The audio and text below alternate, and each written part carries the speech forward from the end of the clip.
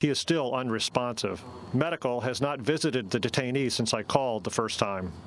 Almost 15 hours after Ba's fall, the detention center's staff finally called an ambulance. Ba was rushed into emergency brain surgery. Still, Ba's family was not notified. The new records now show that the day after Ba's brain surgery, the warden at the Elizabeth Detention Center reported the incident to the jail company, including the fact that medical personnel did not respond to requests to visit detainee until it was too late. When informed, one ICE official sent a BlackBerry message to a colleague. Please review and follow up on allegations of public health service staff slow to respond. 5 days after Ba's head injury, officials finally called the family and told them he was at University Hospital in Newark.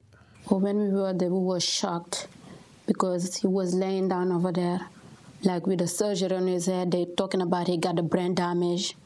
While Ba lay comatose, an ICE spokesman was still denying knowledge of his case. Soon after, 10 top ICE managers were on a conference call trying to figure out how to get the unconscious man out of their custody. The hospital wanted to transfer Ba to a nursing home for long-term care. That would cost ICE over $122,000 a year. Officials had another worry, too. ICE must be prepared for increased scrutiny and/or media exposure. One option they explored at length was deporting the comatose man back to his native Guinea. But after a staffer warned that the country was near collapse and nursing homes do not exist, that plan was scrapped. Another strategy was to grant Ba the legal immigration status he had been denied before, in hopes of making him eligible for Medicaid or Social Security disability benefits to pay for his care. After the hospital actually moved Ba to a nursing home, immigration authorities settled on a third course. Ba's cousins in New York would be responsible for paying his medical bills, even though they had already protested they couldn't afford it. But days before the planned release, Ba's cousins received a call. They call us, they say we have to come to the hospital. And on our way over there, they call us again and say that he died. The day after Ba's death, one immigration official emailed another, recommending the unusual step of funding the transfer of Ba's remains back to Guinea for burial. One reason he cited was to avoid the media coverage that could result if Ba's surviving spouse showed up in the United States for a funeral. I also don't want to stir up any media interest where none is warranted.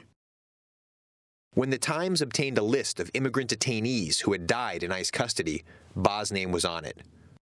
A year after he died, he was on the front page. Only days before, an internal ICE review of his case had concluded, "No action warranted. ICE employees not at fault."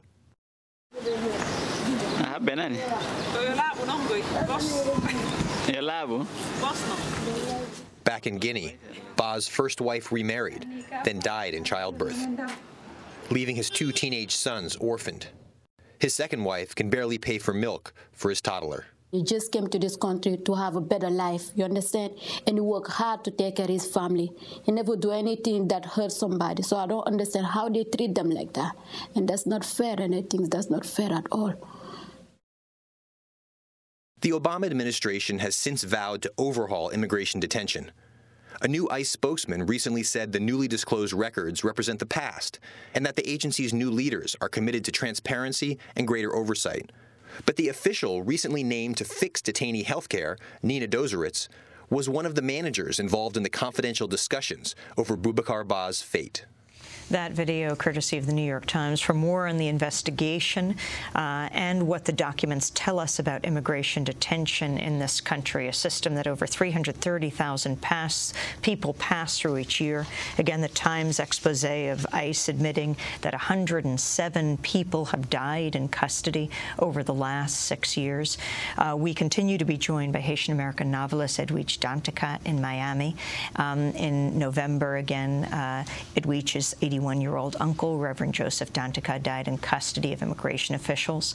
And we're joined here in New York by Sunita Patel, who is a staff attorney at the Center for Constitutional Rights working on the treatment of immigrant prisoners. Astounding story of Boubacar Ka, not to mention what has happened with others. Tell us more. You've spent a good deal of time in these private detention facilities in New Jersey.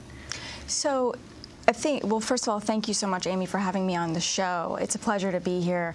And I want to point out that what this indicates is the end result of a very swollen system of thousands of people in immigration detention where there is absolutely no systemic monitoring or oversight of the conditions in these facilities. We know that in 2009 there was approximately 400,000 people that went through the immigration detention system, and that they're held in a network of not only private facilities but also county jails. There are very few that are run and operated by the federal government themselves, and in either system you have lots of gaps in who monitors and controls and takes care of the immigrants, and a real problem with human rights abuses that are happening across the board. And this issue of oversight, I mean, not only are government officials mistreating immigrant detainees, but they're involved in covering up what happens to them. Talk about that. That's right. So what this video shows is this shocking truth that the government doesn't have an interest in making sure the public knows what's happening to people that they are holding in their own custody. This is a real problem because the administration has promised for accountability and greater transparency. And when you think of oversight of a system where people are locked up, where their liberty is taken away, and for immigrants in detention, they don't have access to counsel. Many don't ever even see a judge. So in these situations, you really need a very thorough system where federal monitors are going in, where there's a local level of oversight in order to prevent these types of things from happening. And who owns these prisons?